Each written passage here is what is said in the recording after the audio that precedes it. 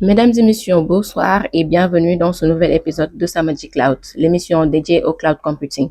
Alors aujourd'hui, nous allons parler d'AWS pour gérer nos données et exploiter l'intelligence artificielle facilement. Et pour en parler, j'ai le plaisir d'accueillir deux invités, à savoir Madame Khadija et Monsieur Mohamedou Lamine Diop. Alors, en première partie, nous allons parler des services de base de données sur AWS et en deuxième partie, nous allons parler des services d'intelligence artificielle sur AWS. Donc, sans plus tarder, nous allons entrer dans le vif du sujet avec Madame Khadija. Alors, Madame, pour la première question, je voudrais savoir pourquoi avoir une base de données est-il important pour une entreprise ou un projet professionnel? Bonjour déjà à tous. Donc aujourd'hui, les données sont partout, que ce soit pour les clients, les produits, les ventes, qu'on ait qu'une application web, mobile. Les données sont utilisées par toutes les entreprises. Donc pour cela, il faut avoir une base de données pour pouvoir centraliser ces données-là, les garder en sécurité et aussi pouvoir les utiliser de manière optimale. D'accord, merci beaucoup. Alors, je me tourne maintenant vers Monsieur Mohamedou Lamine. Alors, concernant les services d'intelligence artificielle, ma première question sera, qu'est-ce que l'intelligence artificielle et pourquoi est-elle devenue importante aujourd'hui? Bon, déjà, nous pouvons définir l'IA comme par exemple la capacité d'un système à analyser, comprendre et agir à partir de données. Maintenant, grâce au cloud, elle est accessible parce que, par exemple, on peut l'utiliser sans matériel spécifique. Maintenant, elle nous aide régulièrement dans notre vie si on essaie d'utiliser, par exemple, les IA, comme par exemple d'automatiser nos tâches, d'améliorer nos expériences clients et de détecter des anomalies dans nos données. D'accord, merci beaucoup pour cette réponse. Alors, je me retourne vers Madame Khadija. Donc, quels services AWS permettent de stocker et gérer facilement nos données? Donc, sur AWS, on a plusieurs services pour gérer les données et centraliser ça. Donc, tout dépendra de ce que l'utilisateur a besoin exactement. Par exemple, si aujourd'hui on a besoin d'une base de données relationnelle comme SQL ou PostgreSQL, on peut lui proposer RDS.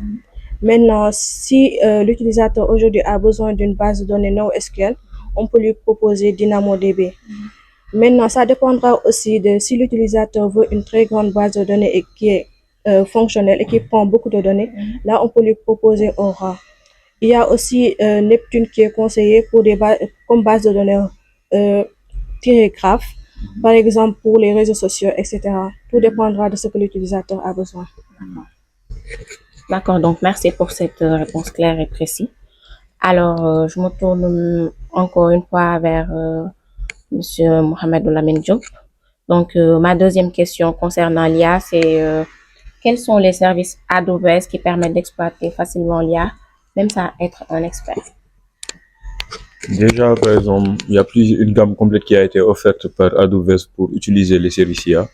Il y a déjà, pour entraîner, par exemple, ces modèles d'IA, entraîner ces modèles ou autres, on peut utiliser SageMaker, Amazon SageMaker qui te permet de faire ça.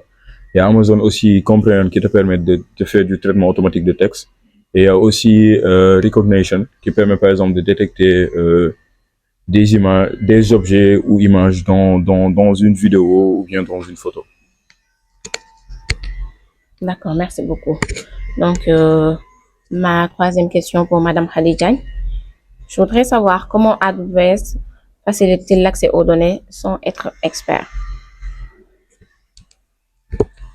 Donc aujourd'hui, sans être expert, AWS facilite déjà l'accès aux données parce qu'elle a une console très intuitive. Elle va permettre à l'utilisateur en un seul clic de créer sa base de données. Il y a aussi l'offre de RDS qui est sur 12 mois pour les nouveaux utilisateurs qui va permettre à l'utilisateur de pouvoir tester, de pouvoir comprendre. Il y a aussi beaucoup de tutos sur le net qui vont permettre à l'utilisateur de pouvoir comprendre ce qu'il fait exactement. Après, les bases de données sur AWS ne sont pas très différentes des bases de données normales que l'on a. Tout à fait, merci beaucoup. Donc, Monsieur Diop, tout à l'heure, vous nous avez parlé des services qui permettent d'exploiter facilement l'IA. Donc, vous nous avez parlé d'Amazon Recognition. Et est-ce que vous pouvez me donner un exemple concret d'application simple parmi ceux? Bien sûr. Par exemple, Avec Amazon Recognition, par exemple, on peut utiliser des vidéos ou bien images pour détecter des objets ou autres. On peut utiliser aussi comprendre, par exemple, dans le cas, par exemple, si on a bon, une boutique e-commerce ou bien un site web ou autre, on peut, par exemple, utiliser les avis des clients, faire du traitement automatique là-bas et essayer de détecter, par exemple, si ce sont des commentaires positifs ou bien négatifs. En quelque sorte, il y a plusieurs, par exemple, exemples qu'on peut utiliser au niveau des IA et autres. Voilà. Mais ceux-ci, bon, sont les plus couramment utilisés et plus pertinents. D'accord, merci beaucoup. Alors, ma dernière question concernant les services de base de données sur AWS à Madame Khadidiagne. Donc, je voudrais savoir si quelqu'un veut commencer à utiliser les bases de données AWS, quelle serait la première étape simple à suivre? Donc moi, ce que je conseille à quelqu'un qui veut débuter sur AWS, pour les bases de données, je lui conseille RDS parce que c'est déjà simple d'utilisation et il y a l'offre gratuite. Ça permettra à la personne de pouvoir tester sans frais. Donc, elle pourra utiliser ça, tester, essayer de comprendre comment l'utiliser sans pour autant donner de l'argent. D'accord. Merci beaucoup pour les services de base de données AWS, Madame Khadidiagne. Donc, la dernière question concernant l'intelligence artificielle sur AWS à Monsieur Mohamedou Diop, plutôt. Donc, quel avantage il y a dans le cloud apporte-t-elle aux entreprises ou particuliers qui débutent? Déjà, si vous êtes débutant au niveau bon, de votre entreprise ou autre, vous utilisez les IA au niveau de AWS. Nous savons tous que AWS, par exemple, utilise le modèle Pay as you go. C'est-à-dire que tu payes que ce que tu utilises. Ce qui ramène à la flexibilité et à la simplicité d'utilisation des données ou autre. Et tu n'as pas besoin, par exemple, de matériel spécifique pour utiliser, par exemple, ces services. Tu as juste besoin, par exemple, d'un ordinateur, disons, maintenant, et une interface. Et après, il y a la scalabilité aussi, par exemple, qui te permet de grandir, par exemple, avec ces services. Par exemple, tu peux démarrer avec un service le plus minimal possible et après essayer de documenter, par exemple, les besoins ou les ressources ou bien selon, par exemple, votre utilisation ou autre. D'accord, merci beaucoup. C'était très clair. Donc, pour résumer ce qu'on a vu aujourd'hui, AWS met à disposition des outils puissants pour gérer vos données et exploiter l'IA sans complexité. Donc, que vous soyez débutant ou professionnel, ces services s'adaptent à tous les niveaux. Donc, la question finale, si vous deviez donner un seul conseil pour débuter avec les bases de données ou l'IA sur AWS, lequel serait-ce? Donc, c'est une question ouverte à vous tous. Bon, déjà, bon, je vais laisser ta partie dire concernant les bases de données. Concernant maintenant l'IA, par exemple, je peux conseiller par exemple aux entreprises d'utiliser des modèles déjà qui ont déjà pré-entraîné, c'est-à-dire des modèles qui ont déjà été faits, mis en place à l'utilisation, comme par exemple, je vais pas dire un service adverse, mais ChatGPT, c'est un modèle déjà qui a été pré-entraîné, donc c'est la même chose avec les services AWS. Tu peux utiliser par exemple Recognition, etc. ou autre, pour faire par exemple ce que tu veux réellement avec ces services-là. C'est plus simple. Par exemple, d'utiliser ça de manière rapide et après, voilà, grandir avec ça, avec la scalabilité que j'expliquais tout à l'heure.